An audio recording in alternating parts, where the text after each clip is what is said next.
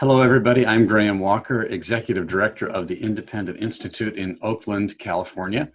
This is our Lighthouse briefing call, and we are delighted to welcome our many friends from around the country who are dialing in today to talk with us about some of the public policy implications of the COVID-19 crisis.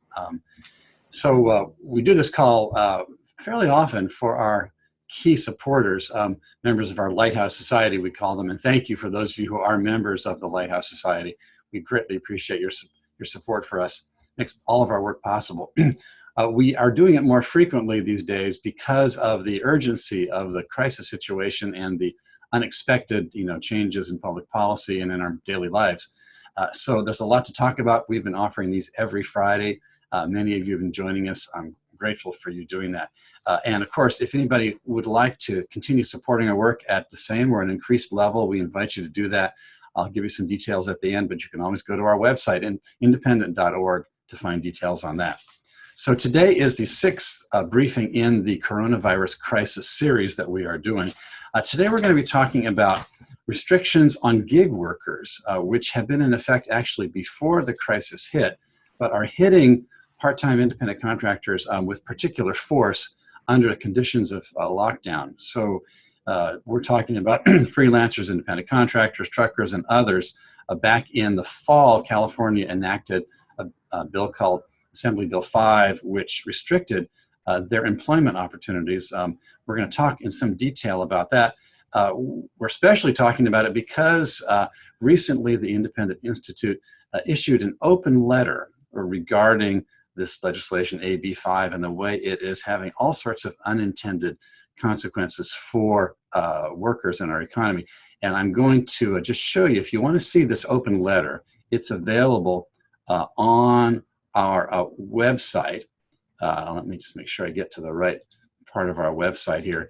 We are, of course, always available as an information resource on the web. And if you want to see this letter in particular, what you do is you go to www.independent.org, and this is how it looks when you get there.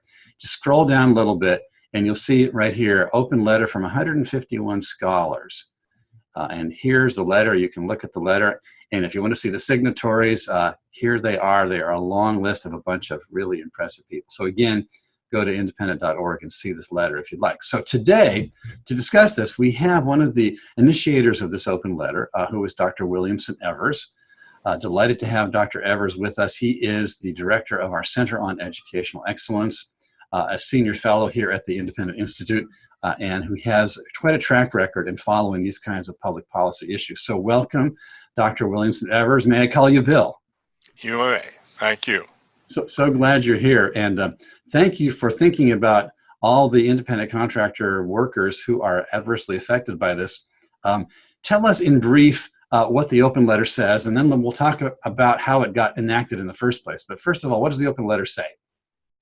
Well, the open letter says that here is this law, AB 5, that you described and outlined, and it restricts independent contractors, freelance type of workers, and it has a particular onerous effect, a particular burden that it's imposing on all of us, but particularly in the most vulnerable during the coronavirus crisis. And the way the burden operates is people who have been freelancers, who've been independent contractors, who flexibly and independently run their own lives, contracted with people to provide services, have to join large organizations. So let me give you an example. So in my area of California, there's a grocery store chain that delivers groceries. Now, they don't actually have their own regular employees do it. They have DoorDash do it, which is Right. like Grubhub and Postmates, and this is DoorDash. Well, I said, thank goodness for DoorDash these days. Yes, exactly. And thank goodness, says any older person that is rightfully worried about mixing out in society right now, a person with diabetes, whatever. Well, these Grubhub employees are not employees of this grocery store chain. Mhm. And this grocery store chain and the Grubhub employees and Grubhub could all get in terrible trouble with the law, because this AB5 says that these people have to become regular employees, whether regular employees of the Grubhub or regular employees of the grocery store chain, which in this particular case is the giant one of Safeway, Vaughn's, Right, Albertsons, right. Pavilions. It's a huge, huge chain. Well, a store like that is actually threatened by this law. And there are lawsuits in San Francisco to make the government crack down on things like this Because right they're not now. fully enforcing this That's right. crazy But it law. hangs, it's a terrible chilling effect. Yeah, it really is. I mean, in order to work, some of these folks have to literally decide to put themselves at risk of prosecution for violation of this law. Right. And so there's not only that, you could maybe hire a temporary worker, but you have to go through a million hoops.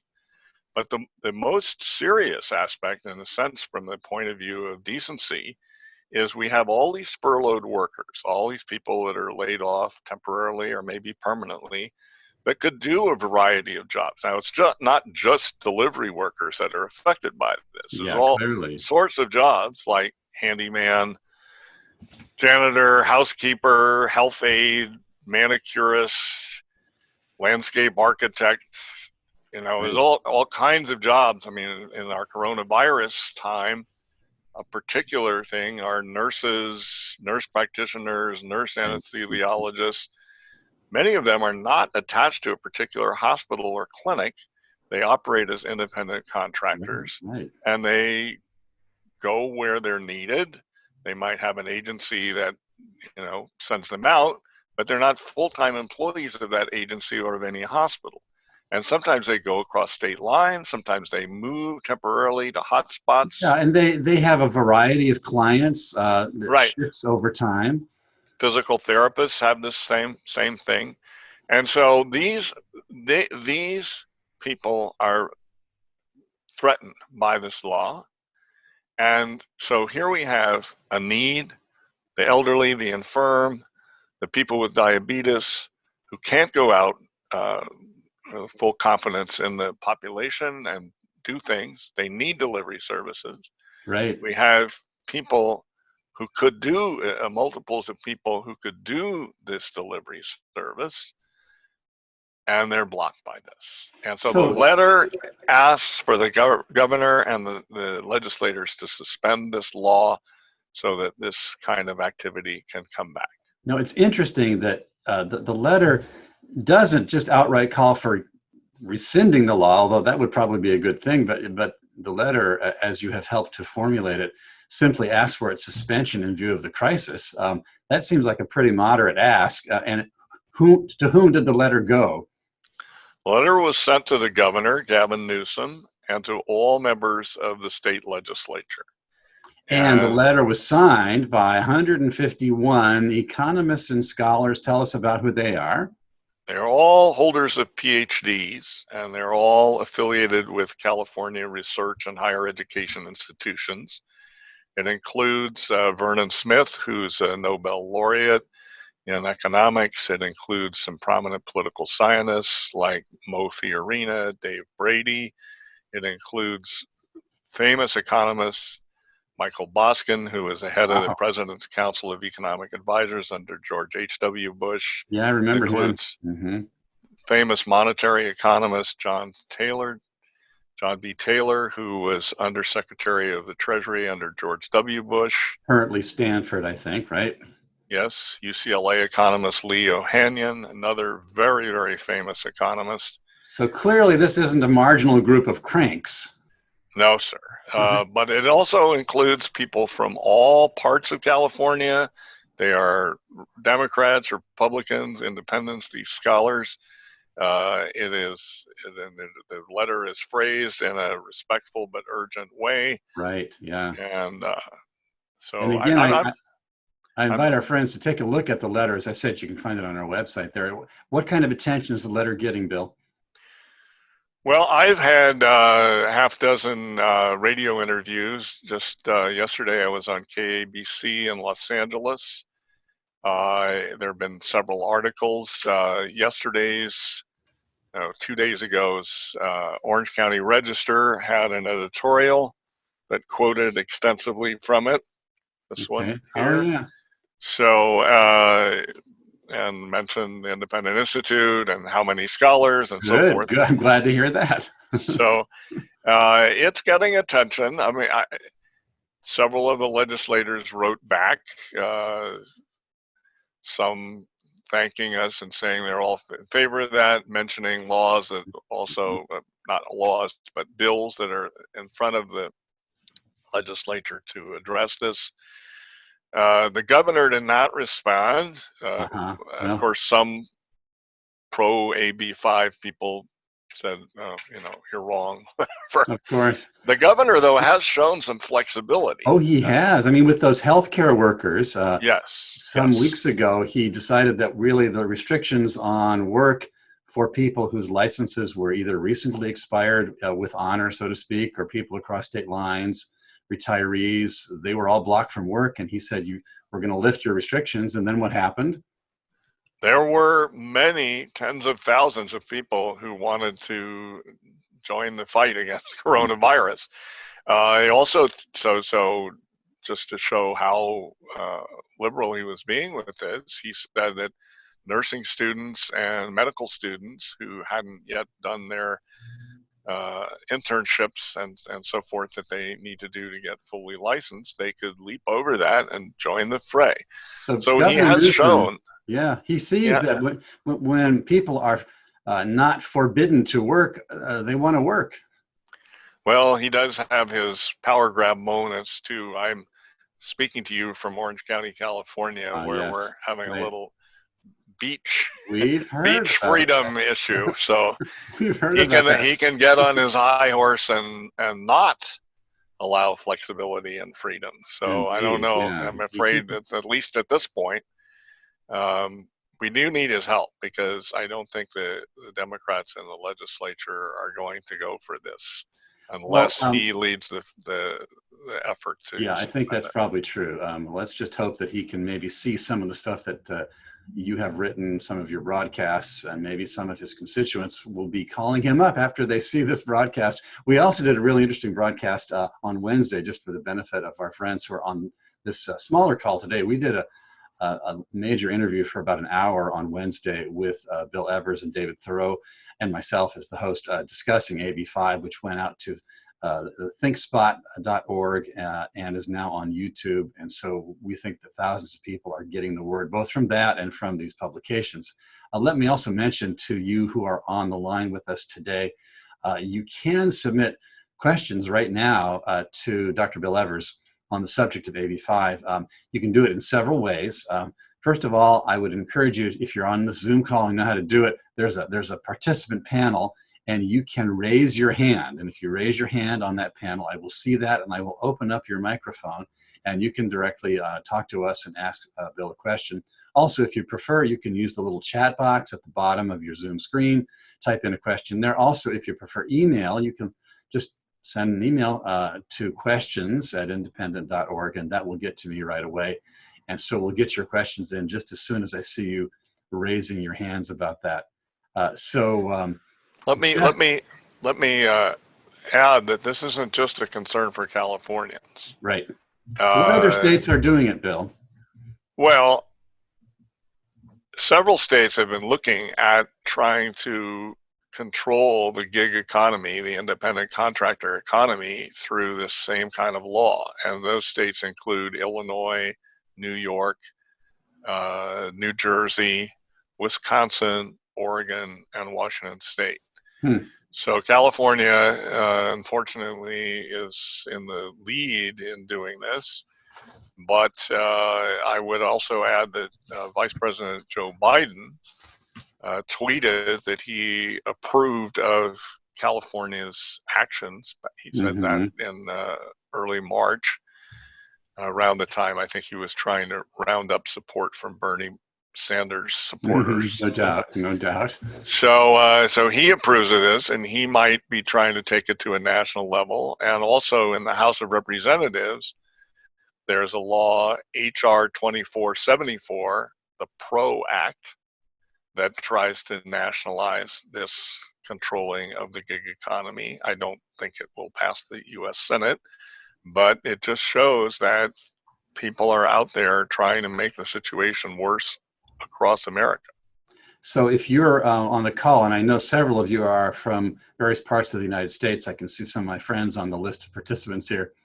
These kind of restrictions, restricting how people can make a living, even under these adverse circumstances, are on their way to you if they haven't hit you already. So California, unfortunately, for ill in this case, although sometimes for good, but California, for good or ill, often leads the way in these things, which is why we think we need to fight the battle here in California to get California legislature to rescind, or ideally, or at least in the short term, suspend AB5.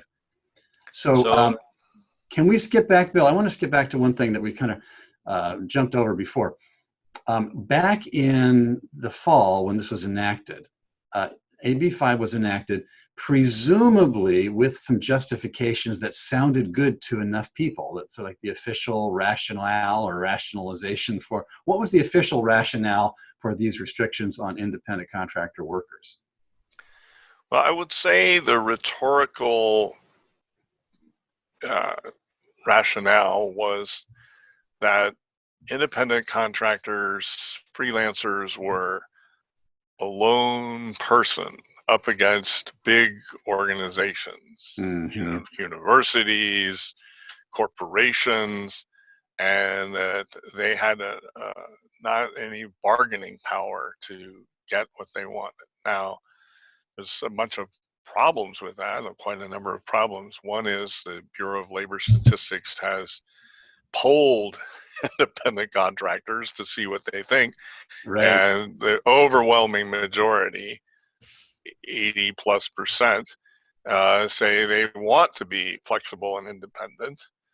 And they, if you don't want that, you could try and arrange for a job where you're part of a big company. Many people do. The thing is that the notions about bargaining power are just not really right. Every person is, going to be able to earn their marginal value product, technical term in economics, but what it means is each worker, each service provider adds a certain amount to the product of that company, and if the company misestimates how much that person is worth to the effort of profitability and service of that company, then the worker can go somewhere else, and that runaway right, that exit right of the worker, maintains the pressure on the company to correctly estimate how much the person is worth. So, and this has all been looked at empirically. Morgan O. Reynolds, who's a labor economist, has dug into all of this. It's just an error on the part of people who have this belief. But the theory was that if there was a good intention behind this, I guess the good intention was the mistaken idea that if you restrict how much independent work people can do, that'll somehow protect them from being exploited. But what the effect has actually been is to reduce their market possibilities, or probably reduce their income in many cases, and especially now to keep them from working in the only ways that they could work and are especially needed. So the original justification, I mean, I could see how some people might have been persuaded by that. Certainly, lots of people anyway have this wrong-headed view of how the labor market operates. I think, the other thing to remember, though, is that people don't just take monetary income. They enjoy a certain satisfaction from the way they work. Yes, right. And so if you take away the way they work in order to put them in a more structured situation that they don't actually want, you deprive them of guiding their life as they wish. I mean, this is really a moral thing to me, that you're attacking their self-creation, so to speak. by saying, oh, you can only be in this set structured thing. And I think that's not right for the government to do that to people. I think, I think also, though, there's an interesting historical case yeah. in American history.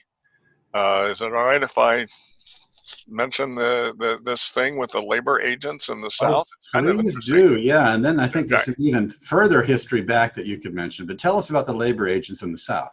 All right. So, what are things like Grubhub and Uber and so forth? They're kind of high-tech platforms that allow labor mobility to do things that people didn't really know about before and pinpoint things better as to who can help whom. Okay.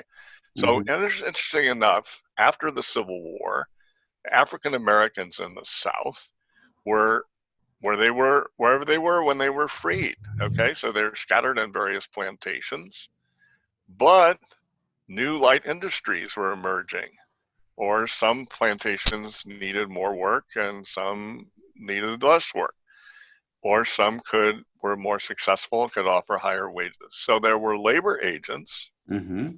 who tried to find out what jobs were needed and where workers were who might want to move to another job. Right. They would advance them money in order to move to this other job. And they were called immigrant agents because they were allowing workers to emigrate from where they were to where they would want to go. So the white supremacist governments in the South forbade these labor agents. And they were using high tech of their time, which was telegrams and Yeah, telegraphs. right, right. And Doesn't sound like high tech now, but railroads moving people. That was a new thing, right? right. So it was kind of similar. It was a high tech platform, so to speak, and they were blocking it. And because the white plantation owners preferred to keep the blacks where they were and pay them low wages, or Right, mostly make them right, sharecroppers. right. And the workers would rather be mobile and go to a better paying job and serve the economy that way. Yeah, that's quite a historical precedent. We could expand on that, but let me just pause. We have quite a few of our friends on the line with us who are submitting questions. Bill Hubbard is with us. Let me read you his question. It's not to do with the situation in post-Civil War America, but currently. Bill Hubbard says, here's a workaround that has been adopted by some California physical therapists. Form your own LLC. This Right. would conform There's with a AB5 and provide some liability protection. What do you think of yes. that? I think that's very ingenious. It Yeah, that is shows that very, the American people are able to think cleverly. So there America. has been, we know that in response to this, there has been a surge in forming of LLCs precisely for this reason. And Yeah, it and has it's been it's a noticed. smart workaround. I just think it's tragic that the state creates this huge obstacle that you have to be very Yeah. creative, very smart to jump over the top of, and then you got to pay, about $800. Yeah. Right. And go through the process. Why? Why? Right. Why Right. inhibit people who want to just make money, especially if they're working remotely? Well, here's another question that's related, Bill. We talked about food delivery workers and so forth, and Right. you mentioned some other occupations. What about gig workers in the tech industry? There are lots of contractors at startups as well as established tech companies. How does this kind of restriction affect the tech worker in the tech creativity department? I think this is a terrible tragedy for Silicon Valley and related sorts of areas in California and elsewhere around the country, as if and when this spreads, because startups often are, one or two people, and they're in the proverbial Hewlett Packard garage, and then they buy services. Maybe they by a wiring person to come in and wire the garage. Whatever it Right, is, right. they're bringing in independent contractors of various sorts, and maybe they're hiring, you know, other tech people in a kind of consulting capacity. They don't have enough cash flow to Right, bring them exactly. on as full-time Exactly. Yeah, they workers. can't afford And it. so they need this flexibility. Plus, many tech workers like to be kind of independent, rescue knights, lone rangers who come in, Right. fix things and so Right. forth. So it's depriving us of entrepreneurial energy that has been a wonderful thing about California and Just when about we America. just when we need it most. Right, right. Okay, so we've got one of our friends in Utah is on the line, and I'm just unmuted. I think his name is William. Let me invite you to speak. Okay, I had to There you unmute. I had to unmute Okay, myself. there you are. Go ahead.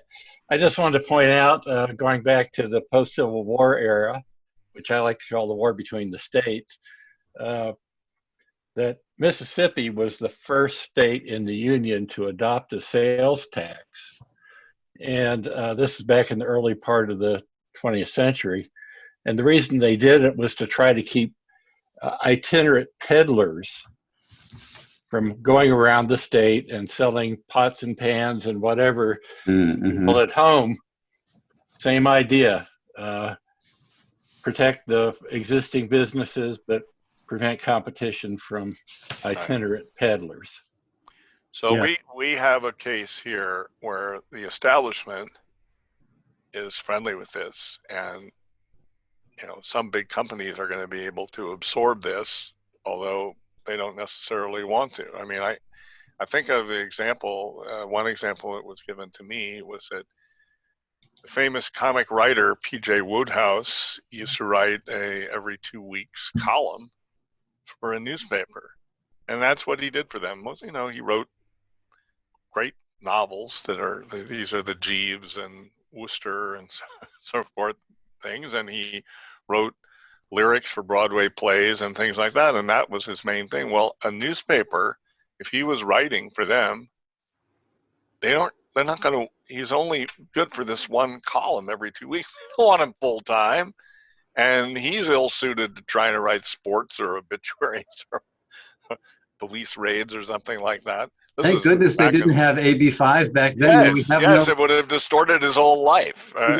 We wouldn't Right. have Jeeves and Wooster if they had Yes, AB5. exactly. So let me remind our friends on the line, you can raise your hand as William in Utah just did, and I'll open you up to talk. You can type a question in your chat screen. In the meanwhile, speaking of P.G. Wodehouse, I did receive this other question about the entertainment industry and the media generally. What about musicians and artists? Are they affected? And aren't a lot of journalists freelancers?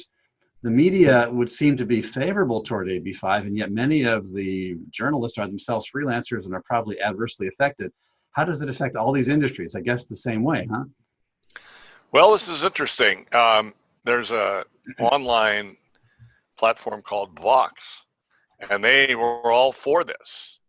And then they discovered that they had to fire 35 regular contributors because they came under this. Because they were independent contractors and they were working above the threshold. Yeah. Yes. Yeah. Mm-hmm. Yes. So it's completely true for artists of various sorts. In fact, the music industry, I know about this in particular. In my family, there are people that are, professionally in the music industry, and they are, of course. I mean, what does the word gig come from, right? Yes, It comes exactly. from, right. Mm-hmm. oh, we've got a gig to go play at the, downtown hotel, or a nightclub. Well, they're not regular employees of that hotel or of that nightclub. And so, here they were socked with this law. So they have, lobbied, and they've gotten together with all the interest groups, which are often labor unions, and learned from the debate on the floor of the state Senate back in September that the AFL-CIO actually wrote the wording of this law. Wow. Wow. Anyway, so That I did not know. They so wrote the wording. the musicians, and so this involves composers and all sorts of people in the music industry, have lobbied the legislature in Sacramento, and they have got an exemption. And when the legislature comes back into session, they have been promised that they will get this. Man, They're a powerful interest group, so they get an exemption. Yeah.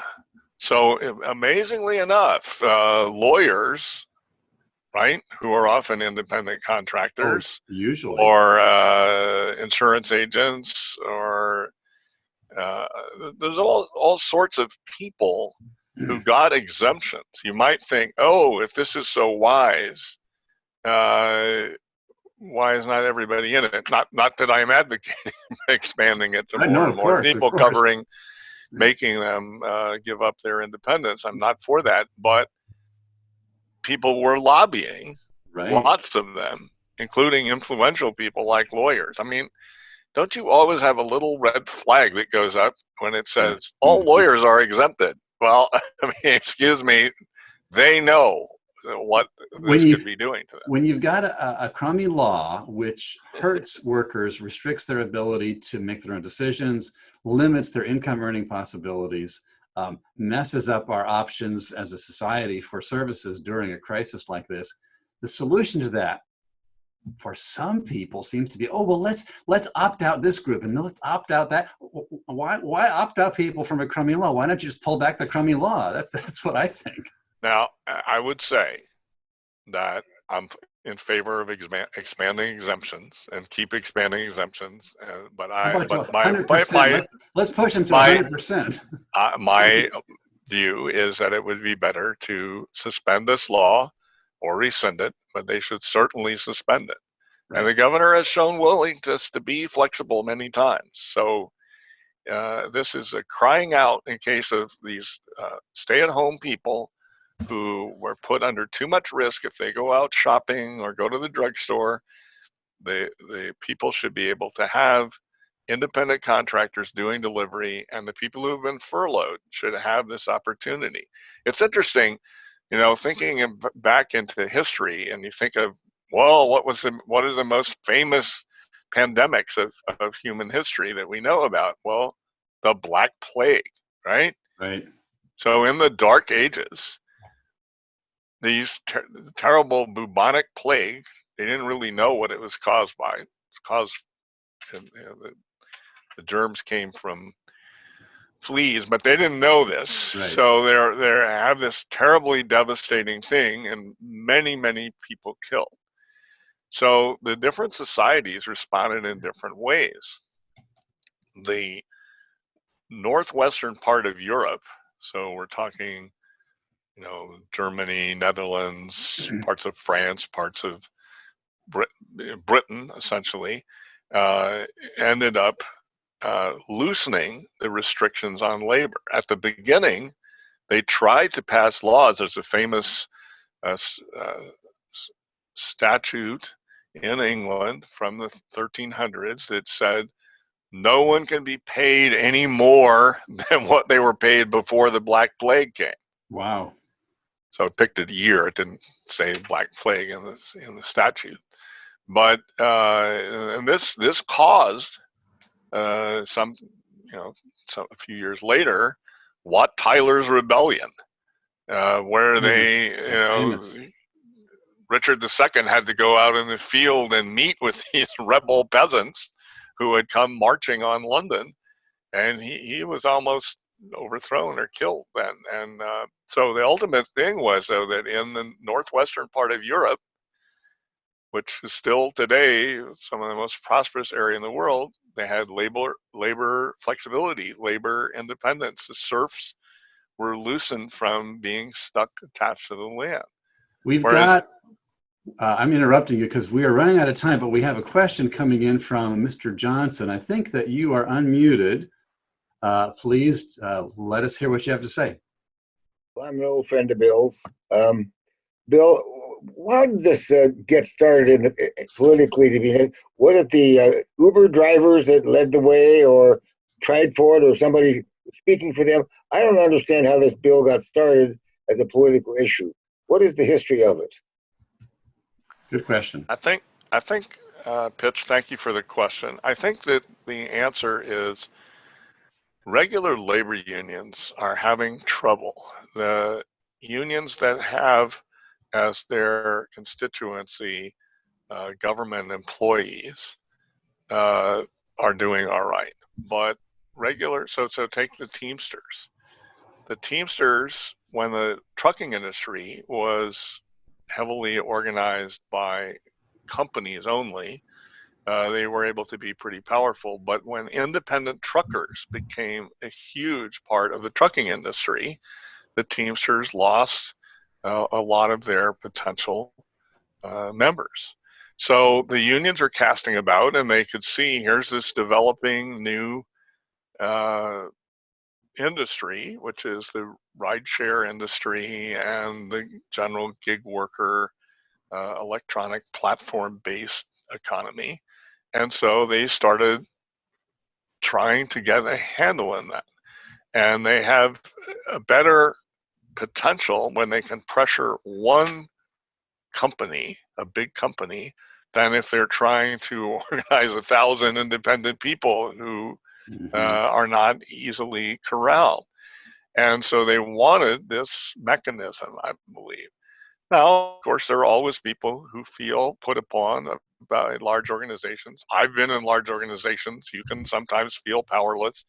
You don't, you get frustrated and you don't recognize that you could move from Uber to Lyft or whatever. But, so some of that sentiment undoubtedly was there. But I think basically this is people seeking a constituency when they're having problems with survival of their. So we heard a little while ago what the official justification for the law was, but I think that this question gets at sort of the underlying motivation. It was a way to amplify power on the part of a sector of society which is weakening in power and thought it could find a way to increase it. That's kind of disturbing. Yep. We're going to close off now, but I can't stop without noting this comment I got from one of our participants named Patsy, who's on the line. We were talking, Bill, about exemptions to the AB5 coverage by different categories of workers and so forth. And she points out exemptions by new vote blocks. And so I think the point, Patsy's point, is that you restrict what everybody can do by law, but then you dangle the possibility of exemptions, and then you can garner new vote blocks because you give them the exemption.